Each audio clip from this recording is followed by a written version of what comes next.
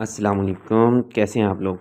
अच्छा, आज हम ना एक सवाल के साथ हाज़िर हुए हैं जो कि हमसे बहुत ज़्यादा पूछा जाता है। मुख़्तलिफ़ इंस्टीट्यूट में हम चले जाएँ, हम किसी कंपनी में बैठे हों, कहीं भी गैदरिंग में बैठे हों, तो एक सवाल पूछा जाता है, जो कि एक आम बड़ा सर्कुलेटिंग कर रहा है ये सवाल कि भई कंप्यूटर साइंस फ़ील्ड का करियर क्या है? कंप्यूटर साइंस फ़ील्ड के अंदर क्या स्कोप है कि आज का जो मैट्रिक का स्टूडेंट है, इंटर का स्टूडेंट है, वो इसको चूज़ करे, क्यों चूज़ करे? ठीक है? ताकि उसको आगे फ़ायदा हो सके। तो अब ये सवाल जो है ना एक बहुत ही ज़्यादा पूछे जाने वाला सवाल है। उस सवाल को हम आज हल करने की कोशिश करेंगे कि भई कौन-सी कैरियर को आपने चूज़ करना है, कौन-सी फ़ील्ड को चूज़ करना है। देखिए कोई भी फ़ील्ड जो है ना वो अच्छी-बुरी नहीं होती। वैसे तो हमारे वो सोसाइटी का एनवायरनमेंट बन गया कि भई जो फ़ील्ड थोड़ी-सी ग्रो करती है सब लोग आँखें बंद करके उसी फ़ील्ड के पीछे लग पड़ते हैं। जैसे एक स्कोप आया था आपका कि भई सब लोग बिज़नेस की फ़ील्ड के अंदर जा रहे हैं, भई एमबीए कर रहे हैं, बीबीए कर रहे हैं, बाद में भई मिट गई फ़ील्ड वो। अच्छा, फिर उसके बाद एक मेडिकल का एक पूरा बुखार चढ़ा था, ठीक है, अब वो फ़ील्ड भी लेकिन इतनी ज़्यादा तो नहीं, लेकिन फिर भी कुछ हद तक। अब जो है एक नया बुखार चढ़ा हुआ है, वो है कंप्यूटर साइंस फ़ील्ड का। चलो ठीक है, देख लेते हैं, भई इसका क्या मतलब कि क्राइटेरिया और कब तक ये फ़ील्ड रहने वाली है? अभी तो भई कम से कम 10-15 साल तक ये फ़ील्ड कहीं नहीं जा रही, ठीक है। अच्छा, अब इस फ़ील्ड के अंदर आने के लिए बुनियादी किन चीज़ों की ज़रूरत है? भई देखिए ना, किसी भी फ़ील्ड में आपने जाना है, सिर्फ़ और सिर्फ़ आप उसकी इन्फॉर्मेशन के बिहाफ़ पे उस फ़ील्ड के अंदर ग्रो नहीं कर सकते। अच्छा, अब इन्फॉर्मेशन की फ़ील्ड के हिसाब से अगर आप उस फ़ील्ड के अंदर ग्रो नहीं कर सकते, तो भई किस चीज़ के ऊपर ग्रो कर सकते हैं?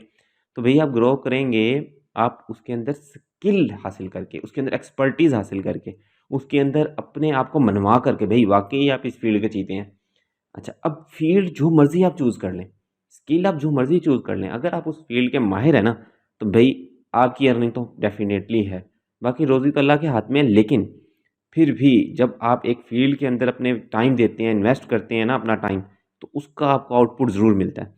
अच्छा, अब हम बात करते हैं कि भई फिर भी कौन-सी ऐसी फ़ील्ड हैं कि जो कि चूज़ कर लेना ज़्यादा बेहतर है? अभी उनकी मार्केट में थोड़ा-सा एक वर्थ भी मौजूद है और एक मार्केट के अंदर उसका कैलिबर भी है। अच्छा, सबसे पहले अगर बात की जाए कंप्यूटर साइंस से रिलेटेड फ़ील्ड की, तो एक वेबसाइट डिज़ाइनिंग एंड डेवलपमेंट एक अच्छी फ़ील्ड है, एक बहुत बड़ी फ़ील्ड है, एक बहुत ब्रॉडर फ़ील्ड है, जिसमें आप क्या करते हैं डिज़ाइन्स बनाते हैं वेबसाइट्स के और उसकी डेवलपमेंट भी करते हैं। जैसे फ़ेसबुक की वेबसाइट्स हैं, जैसे ओएलएक्स वेबसाइट है, जैसे अमेज़न एक वेबसाइट है, ये सारी वेबसाइट्स हैं ना, तो आप वेबसाइट्स मल्टीपल बनाते हैं और उन वेबसाइट्स के ऊपर काम करते हैं। अच्छा, अब इसके अंदर 2 तरीके से आप काम कर सकते हैं। पहला तो ये है कि आप अपनी वेबसाइट बना लें, अपना ब्लॉग बना लें, अपनी कोई ई-कॉमर्स वेबसाइट बना लें और उसके ज़रिए काम शुरू कर दें। अच्छा, दूसरा ये होता है कि आप बना के क्लाइंट्स को सर्विसेज़ देते हैं, कि आपके पास लोकल या इंटरनेशनल क्लाइंट्स होते हैं, वो कारोबारी हज़रात हैं, भई उनको वेबसाइट चाहिए, तो आप वेबसाइट बना के देंगे। सारी दुनिया इंटरनेट के ऊपर मौजूद है, आईटी वर्ल्ड ऑफ हम आईटी के अंदर रह रहे हैं, तो ये ज़रूरी है। अच्छा, दूसरी फ़ील्ड आ जाती है इसके बाद कि हमने दूसरी फ़ील्ड कौन-सी है? ये तो हो गई ना पहली। दूसरी है हमारे पास मोबाइल ऐप डेवलपमेंट। अब देखें, पूरी दुनिया के अंदर अगर हम देखें मोबाइल फ़ोन यूज़र दिन-ब-दिन बढ़ रहे हैं। अब हर बंदा मोबाइल फ़ोन यूज़ कर रहा है, वो बेसिकली जिस मर्ज़ी मकसद के लिए हो, कोई टिकटॉक देखने के लिए है, कोई इंस्टाग्राम देखने के लिए, कोई स्नैपचैट के स्ट्रीक्स बनाने के लिए है, जिस भी मकसद के लिए है, लेकिन मोबाइल फ़ोन तो है ना। अच्छा, अब मोबाइल फ़ोन है तो भई ऐप्स भी हैं। अब जब ऐप्स हैं तो पैसा भी है, ठीक है? तो इस तरीके से आपका रेवेन्यू जनरेट हो सकता है। अब मोबाइल ऐप क्या है? मोबाइल एप्लीकेशन बेसिकली आप कोई भी एप्लीकेशन देख लें, व्हाट्सऐप एक एप्लीकेशन है, फेसबुक एक एप्लीकेशन है, इंस्टाग्राम एक एप्लीकेशन है। अच्छा, अब यहाँ पे 2 तरीके से काम होता है, जिस तरह से वेब डेवलपमेंट के अंदर था। पहला ये कि आप अपनी वेबसाइट कोई आइडिया बना के लेके आ सकते हैं और दूसरा क्या है कि आप अपने कस्टमर्स को, अपने क्लाइंट्स को सर्विसेज़ दे सकते हैं। अच्छा, ये 2 फ़ील्ड्स हमारी हो गई। तीसरी फ़ील्ड भी इसी से रिलेटेड है, मोबाइल ऐप डेवलपमेंट से, जिसमें आपके पास आती हैं गेम्स। अब देखें, कितने मोबाइल फ़ोन यूज़र्स हैं, उसमें से आपके पास मैक्सिमम यूज़र जो हैं मोबाइल फ़ोन के ऊपर वो गेम ज़रूर खेलते हैं। अब गेम एक अच्छा सोर्स है आपका, नई फ़ील्ड है, एक एडवांसमेंट आ रही है इस फ़ील्ड के अंदर और दिन-ब-दिन इंक्रीज़ भी हो रही है। जैसे अब अगर आप पीसी गेम्स के बारे में बात कर लेते हैं, तो जैसे जीटीए एक बड़ी फ़ेमस गेम है कि जो कि हर किसी ने अगर खेली ना हो, नाम तो ज़रूर सुना होगा। अच्छा, अब जीटीए 5 के बाद अब जीटीए 6 आ रही है, तो एक क्रेज़ दोबारा बनता जा रहा है मार्केट के अंदर। तो ये एक बहुत बड़ी फ़ील्ड है, इसके ज़रिए भी आप पैसा कमा सकते हैं। अच्छा, फिर उसके बाद आ जाती है आपके पास एक और फ़ील्ड जो इस वक़्त बहुत ही ज़्यादा पीक पकड़ा हुआ है जिसने, और वो है आर्टिफ़िशियल इंटेलिजेंस की फ़ील्ड। अच्छा, अब आर्टिफ़िशियल इंटेलिजेंस को लेके ना लोग बड़ा कन्फ्यूज़ हो जाते हैं। वो कहते हैं कि भई आर्टिफ़िशियल इंटेलिजेंस के सॉफ्टवेयर को चलाना क्या सीख लेना ना, बड़े कमाल कर दिया भई और पैसा आ जाएगा इससे। ना, ना, ऐसा नहीं है। देखिए ना, एक तो सॉफ्टवेयर को यूज़ करना एक अलग चीज़ है, एक उसके ऊपर काम करना एक अलग चीज़ है। वैसा सॉफ्टवेयर बनाना एक अलग चीज़ है। आपने अगर वाक़ई ही एक स्किल हासिल करनी है तो स्किल हासिल करें कि भई एआई के एल्गोरिदम बने कैसे जाते हैं, एआई के एल्गोरिदम को इस्तेमाल कैसे करना है, उनको इस्तेमाल करके उनसे अपना फ़ायदा कैसे उठाना है, उसके ऊपर काम करके अपनी एप्लीकेशंस कैसे बनानी है, मोबाइल ऐप्स, गेम्स, वेबसाइट कैसे बनानी है, तो वो आर्टिफ़िशियल इंटेलिजेंस वहाँ इस्तेमाल होगी कि कंप्यूटर या मोबाइल आपका खुदकार तरीके से काम कर सके। तो ये बुनियादी आपके पास चंद फ़ील्ड्स हैं कि जो इस वक़्त और आने वाले 10-15 साल तक कहीं नहीं जा रही। ये ऐसी मेजर फ़ील्ड्स हैं कि जिसके अंदर जब आप अगर अपना साल 2 साल इन्वेस्ट कर लेते हैं, तो आपको डेफ़िनेटली एक अच्छी और हैंडसम अमाउंट जनरेट होना शुरू हो जाएगी। अच्छा, अब अगला सवाल आता है, भई बात तो कर दी, भई सीखें कहाँ से?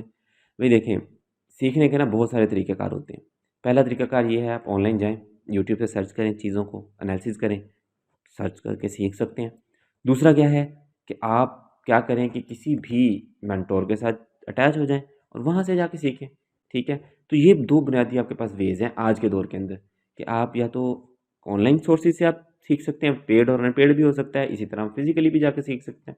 लेकिन स्किल पे काम करें और हाँ, दूसरी चीज़ का ख़्याल रखें कि जिससे भी आपने कोई स्किल सीखनी है, ये देख लें कि वो उसके ऊपर काम कर रहा है कि नहीं कर रहा, वो उस स्किल का माहिर है या नहीं है, ठीक है? अगर जो माहिर नहीं है, उससे सीखने का फ़ायदा कोई नहीं। हाँ, नॉलेज तो उसके पास अच्छा होगा, इन्फॉर्मेशन तो उसके पास अच्छी होगी, लेकिन इन्फॉर्मेशन से आप कोई भी चीज़ सीख नहीं सकते। आप सीखते किससे हैं? उसकी एक्सपर्टीज़ से, जब तक आपको उसका एक्सपीरियंस नहीं है, हैंड्स ऑन एक्सपीरियंस नहीं है।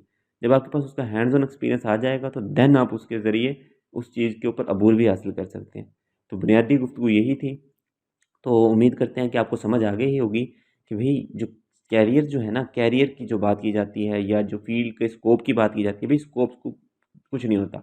हाँ, होता है, वैल्यू रखता है, लेकिन अगर बुनियादी बात की जाए कि आप किसी भी फ़ील्ड के अंदर जब आप अपना 100% देते हैं और उसको 100% देने के बाद आपको उसके बेहतरीन नताइज ज़रूर मिलते हैं। ख़ास तौर पे कंप्यूटर साइंस के अंदर तो ये चीज़ है कि आप किसी भी स्किल को उठा लें, उस स्किल के ऊपर आप अपना टाइम इन्वेस्ट करें, 6 महीने से साल का ड्यूरेशन होता है। हाँ, ये इन चक्करों में ना पड़ें कि भई 1 महीना, 2 महीना, 3 महीने के अंदर आप कोई बिल गेट्स बन जाएँगे, ना, ऐसा बिल्कुल भी नहीं है, ठीक है? इन बातों में भी ना आएँ, ना ऐसी चीज़ों को सुनें। हाँ, टाइम लगता है चीज़ों को, चीज़ें स्मूथ हो जाती हैं। तो यही था, बाकी दुआ में याद रखिएगा और इसी तरह से और इन्फॉर्मेटिव वीडियोज़ आपके पास तक पहुँचती रहेंगी। इसके लिए आप फिर चैनल को सब्सक्राइब भी कर दीजिएगा। ठीक है जी, शुक्रिया, अल्लाह हाफ़िज़।